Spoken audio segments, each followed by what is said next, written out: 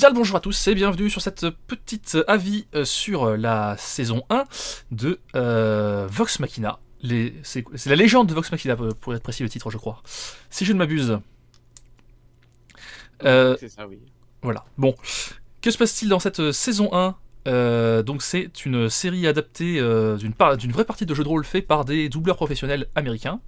Et donc on a l'équipe de jeu de rôle, donc l'habituel barbare, magicien, prêtre, etc. On a leur rencontre lors d'une première... non, pas leur rencontre, ils se connaissent déjà. Plutôt leur première mission qui les fait connaître. Puis après une deuxième mission qui explorera le passé d'un des membres du groupe. Est-ce que c'est un bon résumé selon vous? Est-ce qu'il y a des choses à ajouter? Ça me paraît ok. La Ouais. saison 1, ça remonte à si loin. Ça fait saison par saison. Les gens sont calmes aujourd'hui, les gens sont calmes. Du coup, donc c'est l'univers de Donjons et Dragons, ou a priori un univers personnalisé de Donjons et Dragons. Comment avez-vous abordé l'univers? Est-ce que vous connaissiez déjà des choses ou pas du tout? Ou même l'univers de la série aussi, parce que vous avez déjà vu les parties de jeux de rôle avant, etc. Qui commence? Battez-vous surtout. Hein. Je peux commencer. Vas-y. Moi, l'univers de la série, je connaissais pas du tout. J'ai vraiment découvert parce que tu m'en as parlé. Donc j'avais aucune idée de l'univers, que c'était basé sur des vraies parties de jeux de rôle ou de trucs comme ça. Je suis vraiment parti sur... Ah, tu savais sur même pas une que série c'était... où- Ah oui, d'accord. Non, non, non, non. Moi, je suis vraiment parti sur... c'est des mecs qui se sont dit ça serait cool de faire une série animée sur une partie de jeu de rôle. Un petit peu sur le principe du donjon de Nalbuck, tu vois. Donjons and Où, Dragons, les c'est un mecs peu sont plus dit, parodique, mais oui, je vois ce que tu veux dire, oui. Mais moi j'étais parti sur ce principe-là avec des mecs un petit peu barrés qui font un peu tous n'importe quoi Ah oui, et un d'accord. groupe qui est pas forcément très très uniforme mais qui représente plutôt bien les parties de jeux de rôle que tu peux faire à la volée et du coup je trouvais ça très cool. Donc non, je savais pas du tout que c'était basé sur des vraies parties de jeux de rôle qui ont été adaptées et Ouais. du Et, coup de et du coup, la particularité, en fait, c'est que les parties de jeux de rôle étaient jouées par des doubleurs professionnels américains. Donc, il y a genre la doubleuse de Jaina de World of Warcraft. Il y a Le doubleur d'Illidan. Illidan, voilà, des trucs comme ça, quoi. Ok, Et du coup, ils se doublent leur propre personnage eux-mêmes dans la série. ça c'est stylé. Oui. Ok, ouais, non, j'avais pas du tout conscience de cette partie-là. Et puis, pour ce qui est de Donjons et Dragons, Bah, pour ce qui est de Donjons et Dragons, j'ai des bases. Je connais pas les règles par cœur, mais j'ai fait pas mal de 2-3 parties de jeux de rôle, pas mal de jeux basés sur les règles de D&D, que ce soit les Baldur's Gate ou ce genre de jeu. Donc une bonne base quand même, et du coup c'était assez agréable de revoir pas mal de choses sur ce point-là. très bien. Et j'ai évidemment pas introduit vos personnages, donc on a comme d'habitude GIGN et le chroniqueur. Donc chroniqueur, à toi de nous dire comment t'as abordé la série. Quelle introduction. Comme, Ah oui. comme d'habitude. Professionnel. Alors bah moi personnellement je connais de noms Donjons et Dragons quoi. Enfin comme on va dire la base des jeux de rôle papier, enfin qui en effet ouais, tout ce qui est barbare, magie, etc. Donc pour moi enfin c'était neutre et concernant le Vox Machina en eux-mêmes, pour moi j'ai découvert ça un peu par hasard, enfin, la bande-annonce où en fait moi j'ai compris que c'était une aventure un peu de type jeu de rôle fantasy fait par les mecs de chez Blizzard, puisque enfin la moitié ont travaillé chez Blizzard, le compositeur c'est celui qui a fait la plupart des musiques des jeux Blizzard. Et j'ai découvert après coup que bah, en fait c'était vraiment une émission donc de jeux de rôle qu'ils avaient retranscrit en dessin animé. Et puis bah, sur le papier moi ça m'avait l'air bien et je suis allé voir et puis c'est effectivement fort sympathique. Je vois. Eh bien, moi pareil, quand j'ai découvert aussi pareil avec la bande-annonce de la série, j'ai mis mon petit temps avant de regarder parce qu'il y a tellement de trucs à regarder qu'on ne s'en sort plus. Euh, et euh, Effectivement, j'ai pas du tout regardé aucune partie de jeu de rôle, comment dire, du jeu, la série jeu de rôle originale. J'ai regardé ça du coup avec un regard neuf. Et puis Donjons et Dragons, bah pareil, je connais les bases de l'univers. J'ai joué effectivement à des Baldur's Gate et des trucs comme ça, un petit peu à Neverwinter. J'ai fait pas mal de parties de jeux de rôle, plutôt en 3.5 et en version 5, il me semble. Bon, je suis un peu, mais j'ai pas une profonde connaissance de l'univers. Mais j'avais plutôt l'impression que c'était un univers personnalisé. Genre, c'est les bases du jeu Donjons et Dragons et ils ont fait créer leur propre région et des trucs comme ça. On vous précisera ça dans les commentaires si jamais. Voilà. Du coup, Si j'ai bien compris, c'est la version 5 de oui, Donjons et plutôt. Dragons, lequel- Comme il y a des flingues, etc., il me semble que c'est la version 5, ouais. Du coup, rapidement, qu'avons-nous pensé de la série? Moi j'ai beaucoup aimé, j'ai beaucoup apprécié le concept, l'idée, l'esprit. Il y a des trucs auxquels je m'attendais pas, notamment que c'est pas mal beauf sur certains points. J'attendais à quelque chose, je veux dire, à ce que ce soit plus sérieux, tu vois. Mais en fait, T'es indiqué dans le synopsis quand même. Que J'ai pas- j'ai- en oui. dessous de la ceinture. j'ai pas lu le synopsis. Ouais. Ah. J'avoue que dès la première scène, vous introduisent le truc où avec le gnome qui baise la fille de la servante dans la truc de général, ah oui, c'est cette ambiance-là, avec d'accord. Oui, c'est avec ça. Mais je m'attendais vraiment à quelque chose de plutôt sombre, épique et trucs comme ça, et en fait, non, c'est beau, ok. Bon écoute, c'est bien aussi. Hein. Voilà. Mais Non, vas-y. ouais, de mon côté, j'ai aussi beaucoup apprécié. On reviendra un peu, je pense, sur l'intro avec le côté sombre épique. Moi, j'ai beaucoup aimé les 2-3 premières minutes d'introduction de la série. Celle où t'as la communauté de la Celle qui où se fait t'as dégommer. t'as tous les groupes un par un qui se font dégommer sans que tu saches exactement quel est l'ennemi. On s'en doute assez vite, mais je trouve ça très drôle de voir plein de groupes entre guillemets sérieux se faire défoncer et de finir sur un groupe à la taverne. Toute Du coup, bonne je te partie dis- jeu de rôle commence dans une taverne, chacun le sait. C'est ça. Mais je me suis dit, j'ai bien aimé ce côté vraiment jeu de rôle pur comme tu pourrais faire en JDR où il n'y a pas un seul personnage qui se ressemble. C'est-à-dire que tu vois, tu pourrais t'attendre dans certaines séries ou trucs à avoir des groupes plutôt homogènes. Là, c'est tout sauf homogène. Oui. C'est même l'exact opposé. Et c'est l'intérêt, j'ai envie de dire. Et c'est l'intérêt, et du coup c'est très cool, t'as vraiment plein de personnages que tu découvres au fur et à mesure, qui ont tous leurs spécificités et leurs petites parts sombres, et je trouve ça vraiment bien, c'est une bonne représentation d'une partie de jeu de rôle, et on s'y retrouve bien, on a l'impression d'y être, et d'y participer, donc moi là-dessus j'ai vraiment beaucoup aimé. Et puis, moi aussi, du coup, je l'ai déjà un peu introduit, mais j'ai beaucoup apprécié ça parce que tu faisais référence au donjon des Halbok. C'est vrai qu'il y a un côté donjon des Halbok un peu nanardesque, ridicule, mais en plus sombre et plus glauque. Hein, parce que bon, ça pisse le sang et les Black Salas, ça y va à foison. Après, le Donjon Dans Block, tous les c'est sens. purement parodique aussi. Oui, ouais, mais il y a un peu de parodie quand même là dans. Oui, bien, comment dire, c'est de la parodie non intentionnelle, c'est-à-dire que, comment dire, c'est. Oui, puis après effectivement, puis moi j'aime beaucoup aussi tout ce qui est doublage et c'est vrai que alors en l'occurrence j'ai regardé ça en VO parce que Ah oui, c'est intéressant à j'aime- préciser, oui. parce que ce que j'aimais beaucoup c'est que du coup comme ce sont des doubleurs qui en fait incarnent leur personnage papier donc en version animée,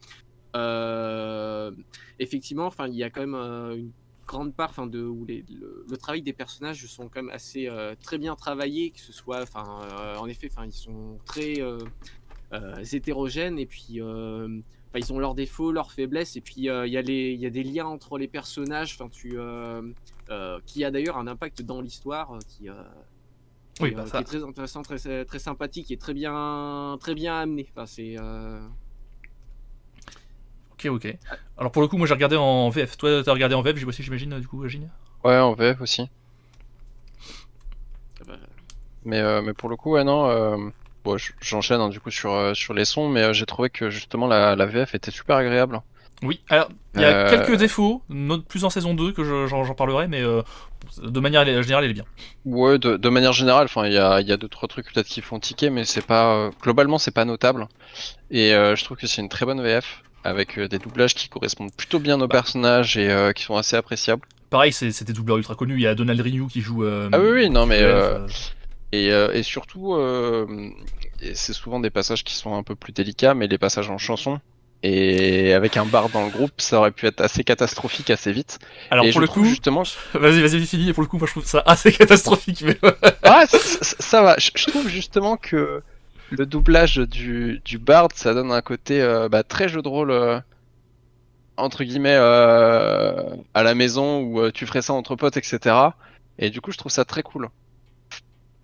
C'est pas forcément une chanson qui fait très professionnelle, où la voix est pas toujours exacte, mais justement, je Oui. trouve que ça colle bien au personnage. Bah, pour le coup, alors attends, on peut embrayer là-dessus. Effectivement, pour le coup, il y a quand même pas mal de passages dans la série. Moi, je trouvais ça un peu gênant. Tu vois, genre, j'étais en mode. Alors, c'est rigolo, Oui. mais est-ce que. Donc, notamment, il y a les chansons qui en font partie. Quand il se met à chanter, ou même quand la moindre attaque où il se met- fait un truc de chant. Alors, techniquement, c'est inhérent en fait à la classe de barde, vu que c'est le principe du barde, il C'est chante ça. pour faire. Ouais. Mais, comment dire, rendu en série, t'es en mode. Euh. Arrête s'il te plaît. Je trouve que ça marche pas trop mal. Après, ça fait partie du personnage aussi. Oui, enfin, c'est vrai que ça fait partie. Bah, en fait, alors on va y venir du coup, mais pour le coup, alors je trouve ça au-delà de la série, je trouve ça très intéressant le principe de mettre littéralement en aventure cinématographique sa partie de jeu de rôle. Tous les joueurs de jeu de rôle ont forcément rêvé à un moment de leur partie, se dire oh, si ma partie était dans un film, ce serait trop bien et tout. Mais du coup, l'intérêt aussi, alors c'est pas une attaque, comment dire, ça montre les limites de ce que, comment dire. Dans une partie de jeu de rôle, il y a un moment, un cadre de règles avec des trucs prédéfinis, etc.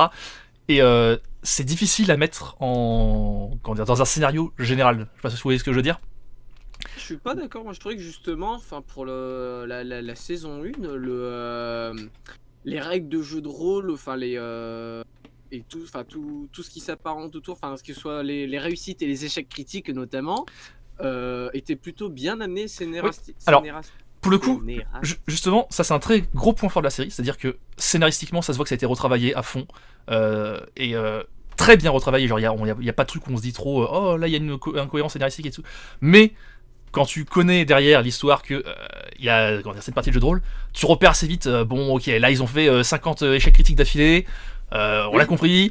Là, ils ont fait 50 réussites critiques d'affilée. Là, c'est parce que sa classe de barde, elle a telle sorte, etc. T'es en mode, bon, ok, j'ai compris. Et comment dire, ça montre une certaine limite d'adaptation, je trouve. Alors, encore une fois, c'est pas une critique, c'est une partie de l'intérêt de la chose. Mais comment dire, ça fait des petits ventres mous bizarres des fois. Bon. Là, tu vois, moi, du coup, c'est un point. Ouais, vas-y. Ouais, c'est un point que j'ai pas du tout justement. parce que je connaissais pas Oui. le jeu de rôle d'avant. Donc, de mon point de vue, c'était entre guillemets créé de toutes pièces. Et justement, je rejoins l'autre point de vue. C'est plutôt dans le sens où je trouve que c'est bien adapté. Tu sens qu'il y a des moments d'échec critique, des moments de réussite critique. Et même si t'as pas forcément le détail, bah, par exemple sur quel personnage a quel sort, etc.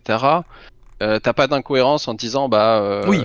il sort 400 milliards de sorts. En tant que barde, il réutilise plus ou moins toujours les mêmes sorts. Pareil pour le guerrier, etc. Enfin, t'as quand même quelque chose d'assez nouveau. T'as 2-3 changements d'équipement et tout, mais globalement, ils utilisent toujours plus ou moins ce qu'ils ont et ce qui suit plutôt la progression, je trouve, d'un jeu de rôle. C'est-à-dire, bah, tu trouves du nouvel équipement, tu l'utilises. Mais si t'en as pas de nouveau, t'as pas un truc qui pop comme ça d'un coup. Oui, non, c'est pas ce que je voulais dire. Ce que je voulais dire, comment dire, c'est que tu sens, comment dire, qu'il y a un cadrage scénaristique dû à l'avancée du jeu de rôle, quoi. Ouais, Ah, je sais oui, pas. justement, c'était bien amené. Enfin, Ah non, mais Non, je réitère que c'est bien amené. Je vois que j'arrive pas à me faire comprendre. Parce que c'est vrai que j'arrive pas à mettre précisément. J'arrive même pas moi-même à mettre précisément le doigt sur ce que je veux dire, en fait. Il y a. Ça a été très bien écrit pour le coup. Je trouve que ça a vraiment été très bien écrit. Avec les conditions de jeu de rôle. Mais comment dire, il y a la limite de l'adaptation. C'est-à-dire. Ouais, non, je vais pas du tout arriver à décrire plus à part en disant ce que je veux dire. Bon, c'est voilà, à prendre comme ressenti général, quoi. Ce qui serait peut-être intéressant, c'est justement peut-être de l'avis de quelqu'un qui n'y connaît rien en jeu de rôle. Est-ce que lui, ça lui paraîtrait peut-être. Enfin, est-ce qu'il comprendrait ou est-ce qu'il se dirait qu'il y a des. Enfin. Après, ça reste une série de niche. Je pense pas qu'il y ait beaucoup de gens qui regardaient sans connaître le jeu de rôle, quoi. Pour repartir sur la partie scénaristique, justement, je trouve que c'était le déroulé d'un jeu de rôle, mais comme la série se base sur un jeu de rôle, je trouve ça assez normal. Ce cadrage, disons que t'as l'impression que c'est linéaire et que ça sort jamais des lignes, parce qu'il y a ce scénario qu'il faut absolument suivre. Et pourtant, on mais en soi, ça... des lignes. Oui, mais en soi, je trouve que ça correspond bien à une partie de jeu de rôle, oui.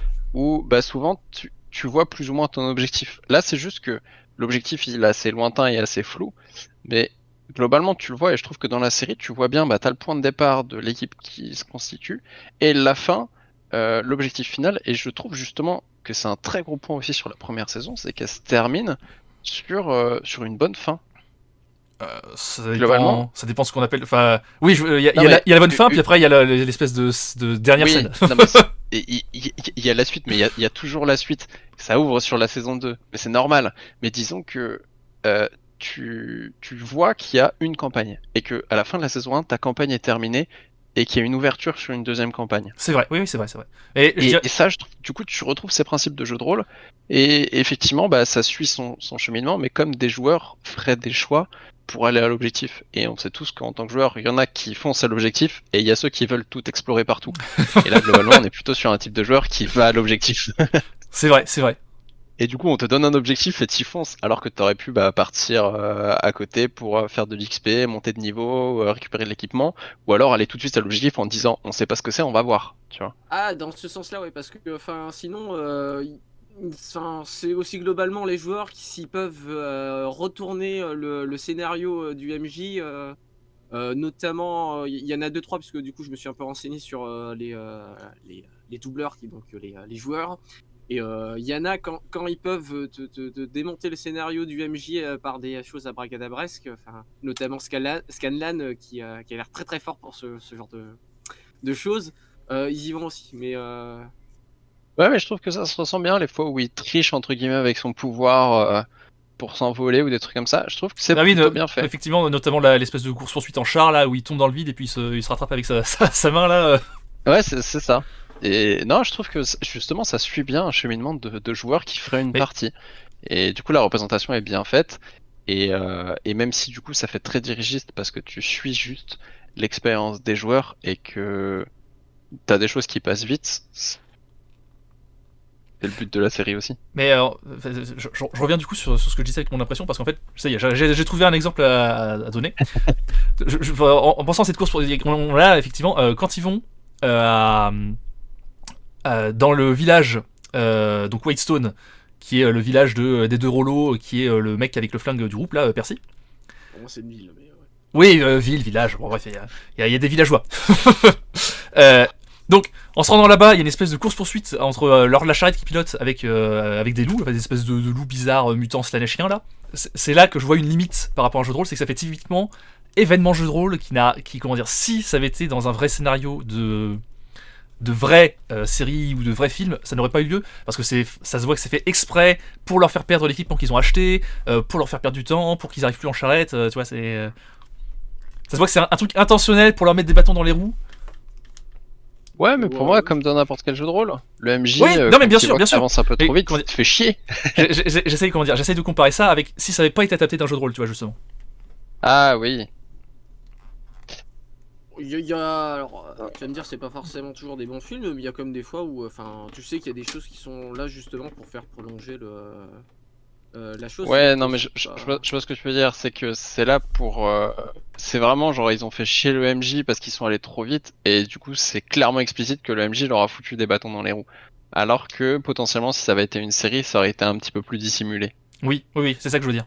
Bah, Après, je- encore une fois, moi, c'est pas- c'est je suis plus- pas tellement sûr. Pour C'est ça. plus une observation qu'une critique, parce que comment dire, ça fait partie, selon moi, ça fait partie de l'intérêt de la série, comment dire, justement, de retrouver les éléments de jeu de rôle. Donc, j'ai pas vu ça en me disant, oh putain, scénaristiquement c'est de la merde, j'ai vu ça en mode, Oui. bon, c'est une partie de jeu de rôle, c'est une... Ouais, mais justement, quelqu'un qui n'y connaît rien en jeu de rôle, je suis pas sûr qu'il aurait été tellement choqué parce que, il aurait vu que ouais, c'était téléphoné pour pouvoir empêcher, Bah oui, mais que les justement, héros gagnent trop vite. Mais et justement, pour ceux qui connaissent le jeu de rôle, c'est comme ça qu'ils disent ah oui bah ça c'est parce que Oui, c'est non, mais le justement, MJ qui et a dû intervenir. c'est Mais- précisément ce que je veux dire, que si, dans une série hors de ce contexte-là, tu vois un truc qui te semble téléphoné, tu dis que c'est de la merde. Là, en l'occurrence, ça l'est pas, parce que ça fait partie de l'intérêt de la chose, mais... voilà. Ça dépend, en vrai, ça dépend de quel type de série tu regardes, quoi. Il y en a. Oui, mais comme tu l'as dit, souvent c'est. Est-ce que c'est vraiment bien? Enfin, ouais, voilà, c'est une impression comme ça générale, et ça m'a pas dérangé, c'est juste, je trouve que c'est une limite d'adaptation, quoi. Enfin, comment dire? ça illustre une potentielle limite d'adaptation. Si jamais il doit y avoir des suivants, d'autres itérations d'une telle chose, quoi. En vrai, c'est peut-être une petite parenthèse, mais le jeu de rôle est plutôt à la mode en ce moment. Enfin, il y en a à Certes. foison dans tous les sens, donc il est D'aucuns possible diraient un peu qu'il trop. C'est d'autres choses, mais ouais. C'est possible que ça donne lieu à d'autres projets du même type. Oui, bah, moi je dis pas non, hein, je dis carrément oui même. Enfin, si c'est aussi bien, bien sûr. Mais ouais, du coup, pour revenir, effectivement, à part cette question de limite, de manière générale, en fait, on retrouve tous les éléments de jeu de rôle intéressants. Donc, au début, on a une espèce d'interrogatoire.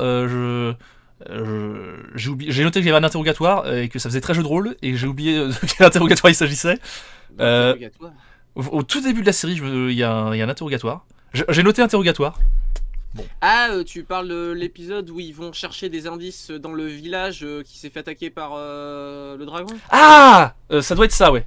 Ou t'as Kelev qui parle aux arbres pour obtenir des réponses? Non, c'est pas ça. Non, un interrogatoire avec un mec qui capture. Oh, c'est pas au tout début de la Oh, série, putain. ça c'est juste avant qu'il déglingue le premier dragon. Donc, Ah, bah, euh, alors je vais revenir là-dessus du coup. Mais bon, après, j'ai noté ça, je me souviens plus de quoi je parlais. Mais après, j'ai noté tout ce qui est récupération de mission. Typiquement, c'est genre, le seigneur te convoque et te dit, oh là, va faire telle quête. Donc ça, c'est typiquement jeu de rôle.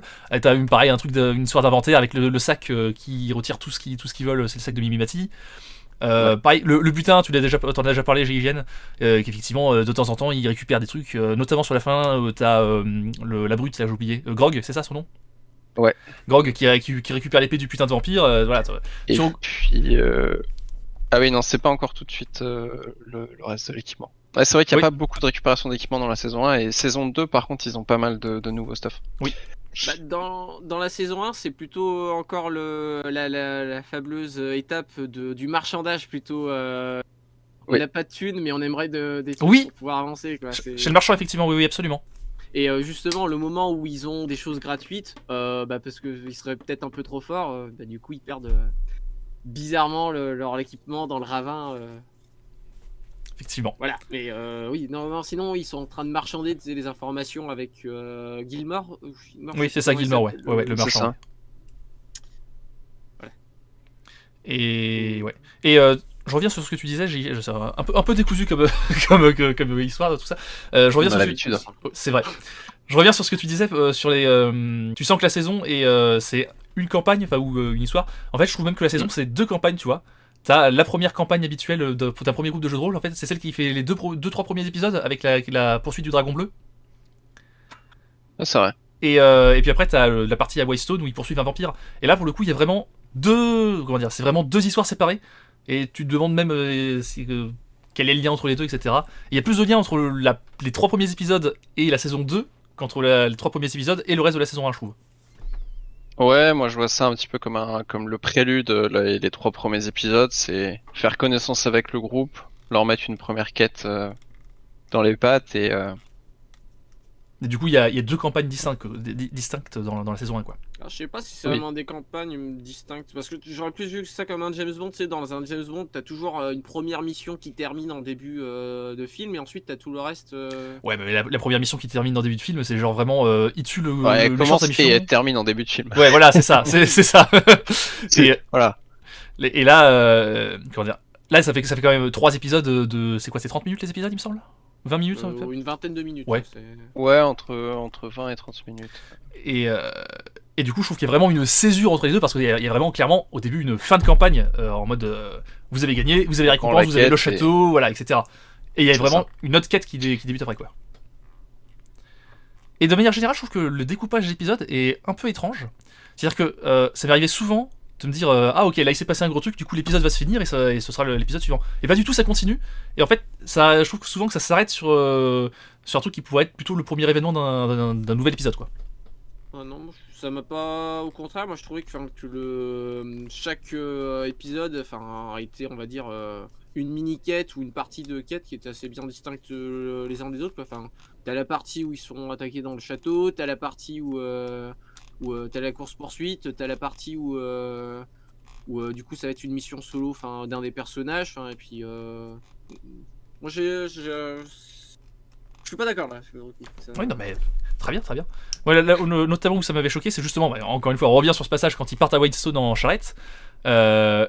L'épisode s'arrête, comment dire, l'épisode continue avec le départ en charrette. Et pour moi, ça devrait plutôt être le début de l'épisode suivant, puisqu'après, comment dire, il y a le voyage en charrette, du coup, se fait sur 2 épisodes, et j'ai trouvé ça un peu étrange. Bon, après, pareil, là aussi, c'est une limite selon moi de la narration, parce que il fallait faire le découpage en épisode de 20 minutes à peu près cohérent, quoi. Donc, il y a forcément des épisodes où il devait se passer plus de choses que d'autres, quoi. Moi, ça m'a pas non. choqué pour le coup, le découpage.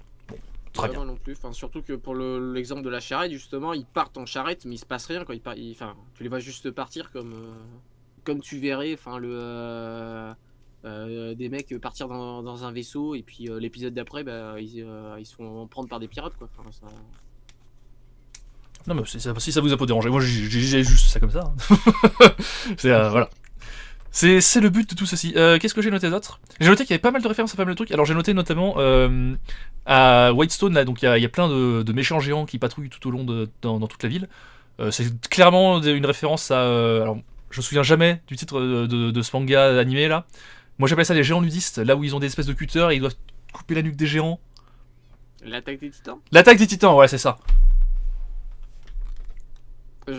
J'y connais absolument rien en manga, mais... Ah, mais je connais pas non plus, mais comment dire, j'ai vu des extraits comme ça, et typiquement quand t'as le géant qui ouvre le toit et que tu vois juste sa tête avec sa grosse bouche dégueulasse et qui pend de plein de trucs, c'est typiquement un truc que j'ai déjà vu dans des extraits de l'attaque des titans, quoi.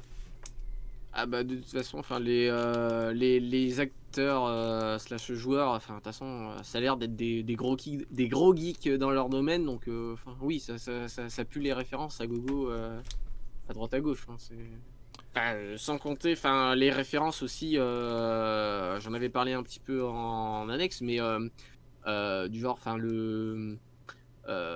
il y a comme personnage non joueur, donc enfin comme l'un des méchants, tu as l'acteur du limier dans Game of Thrones, où à un moment son personnage, donc c'est le duc, c'est ça? Le duc, ouais, celui qui a des gros armures à la place des bras là. C'est ça, et qui se fait cramer la tronche, et moi je vois un gros lien avec le Ah oui, une espèce de mise en abîme. Ok, le mec s'est fait cramer la tronche, du coup on va le faire jouer par le mec qui a la tronche cramée dans Game of Thrones. Oui, je sais pas si je sais pas si ça s'est fait comme ça, mais je trouve, enfin physiquement j'ai trouvé qu'il y avait un truc, c'est comme alors je sais pas si c'était intentionnel, mais je trouve que le personnage du coup de la doubleuse de Jaina, donc Vexalia, tu mets Vexalia en blonde, enfin en plus avec du coup sa doubleuse officielle, j'avais vraiment l'impression de voir Jaina et du coup qui jouait, sauf qu'elle avait un arc et que c'était une elfe, quoi. Mais... Oui, je vois ce que tu veux dire, c'est vrai, oui. C'est vrai. Qu'est-ce que j'ai noté d'autre? J'ai noté... Alors, petit défaut, j'ai trouvé que la musique du générique était sous-mixée. C'est-à-dire que la musique du générique, j'ai galéré à d'habitude, je retire super facilement les musiques. Mais là, comment dire, il y a des espèces de moments où il devrait y avoir une espèce d'envolée épique et ça reste très timoré, je trouve. Est-ce que je cite encore un truc qui vous a pas du tout dérangé? Il y a que moi que ça. Je vais pas te mentir, le générique, j'ai dû le voir 2-3 fois. Après, il est très fort probable que je les skip à chaque épisode. Ah ouais, d'accord, ce genre de personne, quoi. Il y a le bouton, alors moi j'appuie. Moi alors, je donne un t'avoue bouton, que le j'appuie. générique que j'ai retenu, en fait, c'est le générique un peu officiel de la campagne de jeu de rôle, celui qui fait nanana, enfin celui dans la taverne au tout début. Parce que là aussi je sais que en fait c'est du coup le doubleur de Scallan, Sam Riegel, qui est vraiment aussi un petit peu à moitié chanteur et tout, et puis en fait ils avaient déjà composé le générique pendant leur partie, et Ah oui, d'accord. Ouais, enfin il y a vraiment beaucoup de choses auxquelles il y avait déjà des choses qui existaient avant, qu'ils ont repris, enfin même l'aspect des personnages, j'avais cru comprendre qu'il y avait déjà des gens qui avaient plus ou moins fait des... Mais en préparant cette vidéo, ils ont des BD en fait, qui sont antérieurs à la série. Ah, ça je savais pas. Par contre, j'ai découvert que, petite anecdote, parce qu'on est quand même une chaîne de figurines, n'est-ce pas, ils ont aussi leur set de jeux de figurines de leurs personnages. Ah, tu peux peindre et... D'accord, je ne savais pas. Mais du coup, effectivement, comme le Donjon de la Bloc, pour le coup, ils ont des BD qui sont même plus vieilles que la série, et ils ont pas exactement les mêmes apparences d'ailleurs, le même dessin entre les deux. Et du coup, bah voilà, je n'ai pas eu l'occasion de lire, mais si jamais si ça intéresse, voilà. Après, on peut parler aussi des grosses références. Enfin, il me semble qu'on l'a vite fait évoquer tout à l'heure, mais enfin, des classiques de jeux de rôle comme les fameuses scènes de porte. Oui, bah ça, oui, bah là notamment il y a beaucoup d'échecs critiques. Ah, je veux crocher la porte, merde, mon crochet est caché, merde. Enfin, je crois qu'on a eu quasiment tous les scénarios possibles avec la porte. Enfin, celle où ils pensaient que c'était un piège et qu'en fait il y a rien du tout, c'était la pote de service. Celle où en effet ils se foirent tous. Celle où bon ils en ont marre parce qu'à chaque fois ils se font avoir donc ils rentrent comme des bourrins et en fait il fallait pas rentrer comme des bourrins. Celle où en fait, Effectivement. c'est une porte de service, ils galèrent comme des porcs et puis le MJ en a marre, du coup il ouvre la porte par un mec qui leur balance un saut de pisse à la figure. Oui, bah voilà. Enfin, je pense qu'en effet toute personne qui a déjà fait un jeu de rôle s'est sentie à un moment plus ou moins concernée par ces fameuses portes. Enfin, d'ailleurs, même dans le scénario, ils en parlent que les portes, c'est vraiment leur fléau. Enfin, Mais je sais plus, je crois que c'est à la fin où il dit je déteste les. Enfin, c'est Grog qui se colle le petit doigt dessus, il fait je déteste les portes. Enfin, c'est. par association d'idées aussi, alors j'ai associé ça au saut de pisse, je vais vous expliquer pourquoi après. J'ai trouvé que les dialogues étaient particulièrement bien écrits. Alors, comment j'ai associé ça au saut de pisse? Parce que du coup, quand, Oui, c'est vrai que c'est pas évident dit comme ça. quand du coup ils sont aspergés de pisse, et puis après ils rencontrent le reste du groupe, et puis donc, du coup t'as l'elfe Vexalia qui dit à son frère oh, mais non, t'as d'abord donc l'elfe homme qui donc ils ont deux noms identiques, alors forcément c'est dur. Vax. Vaxildan, ouais, Vaxildan, c'est bon, j'ai retrouvé. Donc Vaxildan qui dit oh, mais vous avez trouvé des paysans, comment ça se fait? Oh bon, on les a rencontrés en chemin, mais vous êtes couverts de pisse, comment ça se fait? Oh bon, on l'a rencontré en chemin. Ça, on va dire, et il y a plein de dialogues, d'effets de dialogue comme ça de ping-pong. Il y en a sans doute une partie qui sont tirées directement du jeu de rôle, mais je pense qu'il y en a une partie qui a été réécrite derrière, et pour le coup j'ai trouvé ça bien tu quoi. Non, Voilà, pour le coup, voilà. j'ai trouvé ça vraiment pas mal. Les dialogues sont cool. Les refs sont pas mal, comme vous l'avez dit. Et je trouve aussi le développement des personnages très très cool. Et ben, Je l'ai un peu évoqué au tout début. pour le coup, je trouve Et, que c'est une critique à faire dans la saison 1, mais qui est très corrigée dans la saison 2. C'est qu'il n'y a pas tant de développement de personnages que ça dans la saison 1. Enfin, il y en a un qui est vraiment très développé, c'est Percy, du coup, vu que bah, en fait, c'est une partie Oui. de son histoire. Et les autres, bon, il y a des trucs comme ça. Ouais, mais c'est là où pour moi c'est pas un reproche dans le sens où je trouve ça cohérent dans un jeu de rôle. Mais c'est vrai Tu que vas avoir toujours sur les premières campagnes, souvent Oui, une campagne exactement. qui va être orientée sur un perso. Les autres, tu vas peut-être avoir 2 ou 3 bribes de leur passé dans le sens où bah, tu vas rencontrer un mec et en fait tu le connais d'avant, etc. Et du coup, bah, tu fais un lien, mais t'en sais pas plus que ça. Et il y en a un qui est vraiment très lié à l'histoire, qui va être très développé. Et je trouve que ça, tu le ressens vraiment bien dans la saison C'est 1. vrai. Effectivement, comme tu dis, dans la saison 2, ça explose encore plus, puisque chacun, bah, il voyage plus, donc ils Oui, mais développent plus chacun leur Là, on est personnage. en train Mais de spoiler notre prochaine vidéo sur. Oui, non, mais. On va dire. c'est les liens. Voilà, exactement. C'est du professionnalisme. Comme ça, après, on peut Ouais, mettre c'est bien. la petite étiquette en haut qui est quelque part La par là. petite annotation. Voilà, la petite annotation qui dit C'est- allez regarder notre c'est ancienne vidéo. Exactement, voilà. Bah, logiquement, Non, non, mais, après que celle-là soit sortie. Donc ça... Mais du coup, je trouve ça vraiment cool, surtout du coup Percival, qui est un personnage qui paraît très froid et tu comprends encore plus pourquoi il l'est et découvrir sa part sombre, pour le coup. Oui, J'ai oui, trouvé ça vraiment super intéressant parce que elle est développée au fur et à mesure et tu mets assez longtemps à comprendre vraiment ce que c'est et tu vois bien que les autres personnages commencent à se douter d'un truc, mais pas tous. Pas exactement de savoir de quoi il s'agit et je trouve ça vraiment cool. Mais c'est vrai que si on peut reprocher que tous les personnages aient pas un développement, ce qui, comme tu le dis, est effectivement un truc normal de jeu de rôle, souvent, pour la première campagne, il y a un personnage qui a un développement, voire aucun, et c'est après que tu fais des liens avec les autres personnages dans les autres C'est campagnes. ça. Et, mais pour le coup, le personnage qui est développé a vraiment un développement bien complet, bien fini. C'est ça, je trouve que c'est bien fait, il y a une vraie histoire, ça s'intègre bien dans le reste, et c'est vraiment cool. Enfin, ouais, je trouve que c'était vraiment bien amené, et du coup, c'est un bon point aussi de la série. En fait, je trouve que ça reprend vraiment très bien tous les codes du jeu de rôle, mais du jeu de rôle entre guillemets papier que tu ferais avec des vrais joueurs. Parce que t'as ce côté aussi très humain derrière les personnages où chaque réaction et chaque personne réagit différemment et du coup t'as un groupe qui est un peu hétérogène et en même temps qui finit par marcher ensemble parce que ils ont pas le choix finalement.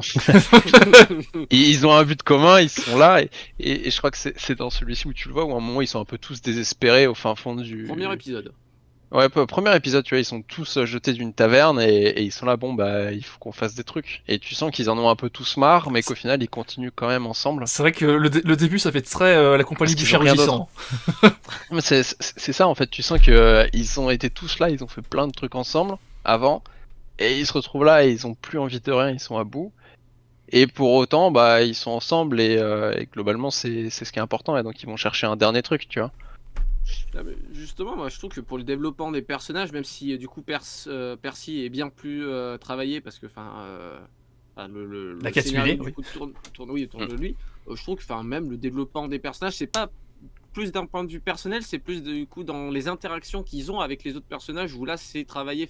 Oui, Tu c'est vrai. comprends rapidement, Non oui, tu comprends rapidement qu'il y a des qu'il y a des histoires, on va dire, de cœur, des amitiés aussi, notamment par exemple le Grog et la paladine. Oui, celle qui soigne. Pike. Pike, ouais. Oui, voilà, Pike, tu comprends qu'ils sont plus ou moins liés. D'ailleurs, Pike aussi, elle a une partie d'auto-personnalité, puisque elle. Ah bah, c'est bien que t'en parles parce que j'étais juste en train de me dire, tiens, encore une autre illustration de ce que je voulais dire de la limite de jeu de rôle, c'est-à-dire que Pike littéralement disparaît la moitié de la série. Et alors, bon, du coup, comme je connais pas la série de jeux de rôle originale, je comprends pas pourquoi, mais ça pue la limite de jeu de rôle, genre il y a un joueur qui était pas là, mais il faut expliquer pourquoi il était pas là, tu vois, c'est... Parce que du coup, comme la plupart sont, en fait, sont des doubleurs professionnels, ils ont un boulot à côté, effectivement. Putain, les gens qui travaillent, ça dégoûte. Non, mais... J'avais vu qu'effectivement, des fois, ils font partie de leur jeu de rôle, ils sont pas tous présents à la table. Enfin, il y en a une petite tablette où tu vois que le mec, il est pas avec eux. Puis, Ah, pour le coup, ça j'avais pas capté. À part, du coup, pour le cas spécifique de Pike, qui est vraiment un gros moment où elle est vraiment mise en retrait. Mais j'avais pas capté. Enfin, il y a pas trop de moments où tu te dis, ah, il y a un personnage qui manque, tu vois. À part Pike, du coup. Non, je dirais que même, par contre, à l'inverse, il y a des moments où justement tel personnage est mis en avant. Enfin, t'as limite un moment où où chaque personnage en fait a son moment de gloire personnel. C'est vrai aussi, oui, c'est vrai. Ouais, ce qui est un petit peu en général, t'essayes toujours d'avoir un moment où chaque personnage peut être à son meilleur. Mais pour le coup, tu vois, moi, Pike, ça m'a pas choqué. Effectivement, ça disparaît pendant un moment. Mais ça m'a plus apparu comme un développement du personnage. Plutôt que comme juste un personnage qui disparaît. Et du coup, je trouve ça très bien amené. Effectivement, ça explique sûrement le fait qu'un des personnages pouvait pas être là pour jouer. Mais je trouve que c'est vraiment super bien amené. Et du coup, tu fais le lien en fait entre les deux éléments que je dis, c'est-à-dire que d'un côté, on voit une limite de jeu de rôle, enfin de scénario de jeu de rôle, c'est-à-dire il manque un personnage, il faut faire en sorte qu'il soit là, S'adapter. Voilà, exactement. Et d'un autre côté, effectivement, on voit que ça a été très bien réécrit et retravaillé derrière pour le besoin d'une adaptation, puisqu'effectivement, c'est un peu étrange, mais tu retrouves une cohérence, ils en profitent pour développer le personnage derrière. Bon, même c'est pas un gros développement, alors, mais... Après, il faut voir, parce que moi, on m'avait raconté que. Enfin, j'avais un ami comme ça qui faisait des parties de jeux de rôle et qui me disait que lui, ce qu'il aimait bien, justement, c'était de faire des parties de jeux de rôle où il prenait un de ses joueurs et à part, il lui faisait faire un développement personnel à part que les autres n'étaient pas d'ailleurs forcément au courant. Donc c'est peut-être ça aussi, mais. Effectivement, oui, c'est vrai que c'est un truc régulier, effectivement. Ouais, moi, c'est pour ça, moi, en tant que dans une partie de jeu de rôle, ça m'a pas choqué, et pour moi, c'est un truc qui peut arriver assez souvent où t'as un personnage qui à un moment arrive un peu à sa limite ou qui part faire une quête, c'est pour débloquer un truc spécifique ou un truc comme ça. Et là, en plus, c'est relié à la religion, c'est pour se rattacher à son dieu. Et dans Donjons et Dragons, c'est quand même un truc qui est assez important quand t'es paladin, toute la partie divinité. Et du coup, ça me paraissait assez ok comme développement. Oui, donc ça m'a pas choqué. Pour le coup, c'est très bien écrit. Mais après, très bien fait justement, tu peux te dire, c'est un peu forcé, genre, oh non, elle s'est pris une attaque de noir, du coup, elle arrive plus à faire de la magie. Bon, tu vois, c'est un peu forcé de ce côté-là, mais c'est bien c'est bien réécrit dans le sens, ils arrivent à en faire quelque chose, quoi. À la limite, le seul truc on va dire où c'est un peu trop, c'est quand elle revient ou le one shot limite larvé. À la limite. Ouais, et en même temps, c'est vrai que c'est les parties où ton dieu t'aide. Et quand ton dieu t'aide, c'est vrai que le retour aussi est un petit peu. Oh bon, je peux me téléporter grâce au plan astral magique de mon cul. Ta gueule, c'est magique. On est quand même littéralement sur ça. C'est divin, c'est divin. pour le coup, moi justement, j'ai trouvé ça pas mal. C'est vraiment, elle arrive à se rattacher à sa divinité, et sa divinité lui donne le pouvoir d'aller aider ses amis. Oui, non, mais encore une fois, je réitère ce que j'ai dit. C'est Oui, très bien ah oui, réécrit derrière, quoi. Ça fait un Deus Ex. Oui. Mais, enfin, encore une fois, Il fonctionne. C'est vrai qu'il fonctionne. Drôle. Pour moi, la partie de jeu de rôle, c'est de temps en temps, le MJ il dit tiens, un petit coup de pouce. Et je trouve que c'est extrêmement bien retranscrit. Du coup, c'est vrai que pour une série standard, tu te dirais what the fuck, c'est complètement broken. Pour une partie de jeu de rôle, ça me paraît normal. Oui, non, mais oui, je suis d'accord. Tu vois, Mais- c'est dans ce sens-là où. Et du coup, c'est ce que le chroniqueur disait à un moment là, c'est que, effectivement, est-ce que quelqu'un qui n'aurait pas du tout la moindre connaissance de jeu de rôle, qui serait pas habitué à repérer les trucs de jeu de rôle, est-ce qu'il le verrait comme ça lui aussi, tu vois? Alors, mon regard est un peu biaisé, mais moi je trouve que ça, d'un regard extérieur, enfin ça, oui, enfin ça se comprendrait assez facilement. Sans... Je pense qu'il y a 2-3 trucs qui paraîtraient bizarres ou comme de la facilité. Tu vois, c'est ce que tu soulignais, le fait que Pike revienne en fanfare et qu'elle explose tout d'une facilité déconcertante, ou ce genre de choses, ça pourrait passer pour de la facilité de scénario. Si tu sais pas que ça a, entre guillemets, des références à du jeu de rôle derrière. Et en même temps, comme tu l'as souligné, c'est une série de niche. Oui, oui, c'est vrai. Et donc voilà. Ça, par contre, je vais pas aller voir les retours, parce que je sais que globalement ça a plutôt de bons retours, mais est-ce que du coup c'est, je sais pas si ça a été beaucoup vu. Ah, c'est vrai que j'ai pas regardé ça non plus. Mais c'est Alors, vrai que j'ai vu des bons retours aussi, oui. Je sais qu'à l'heure où nous parlons, il y a de base, ils avaient pris que 2 saisons, ils ont re-signé pour une 3e saison, donc ça doit suffisamment fonctionner. Mais ouais, je suis pas. Faut aller voir. Non, et d'ailleurs aussi pour rester sur les jeux de rôle et le scénario, il y a aussi les moments où ça meurt et il faut ressusciter aussi. Ça... Ah oui, pour le coup, ça c'est un truc qui sera beaucoup plus abordé dans la saison 2. Mais déjà dans la saison 1, c'est vrai qu'il y a beaucoup de moments comment dire, où ça meurt et ça part sur du oh non, c'est trop triste, il est mort, oh là là. Et puis en fait, c'est il y avait un point de destin là, dis donc. Oui, non, c'est vrai que la plupart des. Est-ce qu'il y a des morts dans la saison 1? Il y a Kelef qui meurt à la fin où elle se prend du coup un coup critique, hein, presque. Enfin, ou à la place de Vexalia, ou à la fin d'Elia, je sais plus comment. Enfin, Oui, tu sais, il galère à la ressusciter parce qu'il y a l'espèce, ils ont pris comme prétexte qu'il y a l'orbe qui empêche la magie, l'orbe qui tourne. Et du coup, il la ramène dans la salle d'acide là pour pouvoir mieux la ressusciter. Puis en fait, après, oui. il est en mode vite, prenons de la terre, crachons dedans, hop, hop, hop, hop, magie, ça marche. Oui, non, sauf que là, en fait, il s'inspire de ce que du coup la druidesse avait fait elle-même avec. Oui, bien sûr, bien sûr. D'ailleurs, alors je sais pas si c'est vraiment une résurrection ou être sauvé, puisque enfin. Quand elle se fait aussi égorger, du coup, je sais pas si on la comprend. Oui, la sœur de. Qui, même pour le coup, c'est un PNJ, donc ça compte pas vraiment. La sœur de Percy, effectivement, qui se fait égorger. Oui, Bah c'est oui, vrai. Oui, mais sauf que c'est comme. On peut le prendre comme personnage qui meurt ou pas. Enfin. Et en même temps, c'est un personnage qui après a de l'importance. C'est vrai aussi, oui. Bah, oui. Oui. Mais sinon, non, il me semble pas qu'il y ait des gens qui meurent. Mais pour le coup, c'est plus particulièrement dans la saison 2, ça qu'il y a beaucoup de morts. Et je trouve que dans la saison 2, c'est aussi pas mal, parce que. On en parlera. On en parlera dans la saison 2. Épisode, mais. Effectivement. Mais il y a des conséquences aux morts et au retour à la vie, et j'ai trouvé ça cool. C'est vrai, oui, c'est vrai aussi. Bah, on en reparlera pour la saison 2 du coup. Bah, c'est vrai que scénaristiquement, en fait, ça reste cohérent parce qu'on t'explique, oui, en gros, que la magie, la divinité, tout ce qu'il y a dans l'univers permet de faire ça, quoi. Enfin, ça. Si t'es bon public et un peu aimant la fantasy, ouais, ça me paraît pas. Ouais, oui, cohérent, c'est des codes de fantasy que tu retrouves dans beaucoup de trucs de fantasy, oui. Voilà, mais du coup, je pense qu'on peut conclure cette vidéo aussi là-dessus. Donc, globalement, bilan plutôt positif, hein, voilà, il faut le dire. Plutôt positif, ouais. D'ailleurs, je suis allé voir du coup les notes sur Rotten Tomato de la saison 1. Et c'est 100% pour les critiques et 94% pour l'audience. Oui, donc c'est très bon. Oui, ça m'étonne pas qu'ils signent pour des saisons plus, du coup. Oui. Oui, Bah, mais très bien. du coup, sauf que sur Rotten Tomatoes, c'est les gens de niche, quoi. Enfin, c'est pas. Ah bah oui. C'est vrai Et en aussi. même temps, c'est le public visé. Alors oui, mais encore une Voilà. fois, la question c'était par rapport à l'audience, est-ce que ça a dépassé les Ah, tu veux dire, est-ce attentes. qu'il y a eu beaucoup de vues? Ouais, est-ce Bah, que ça. si t'as toujours la page sous les yeux, il y a combien de retours? Il y a 1600 retours. Ouais, effectivement, c'est pas beaucoup du tout. C'est une petite Non, audience. C'est une petite audience, je pense mais que fidèle, quoi. c'est ça. C'est les connaisseurs. Mais en soi, ça.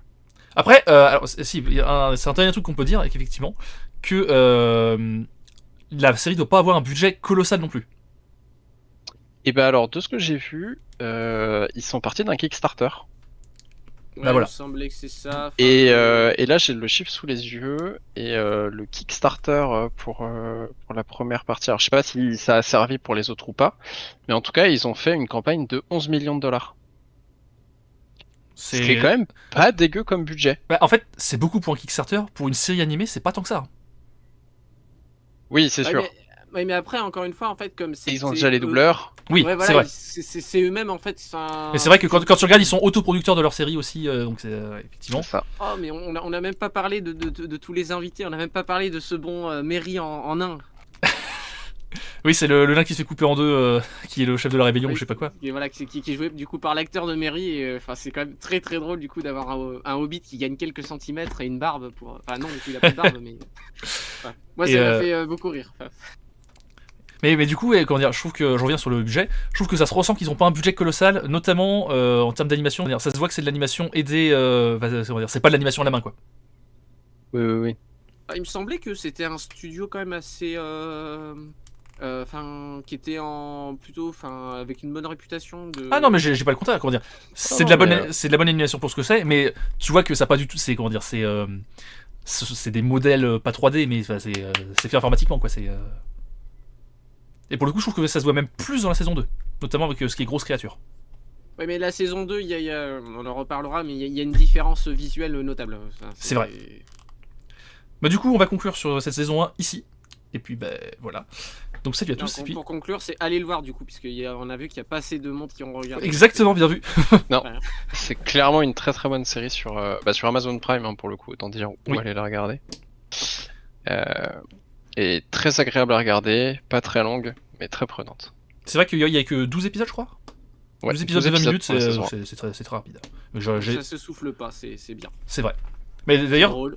c'est effectivement pour le coup, c'est vrai que avoir un format court pour ça, c'est bien qu'ils aient pas trop étalé non plus. Ça s'adapte extrêmement bien, je trouve.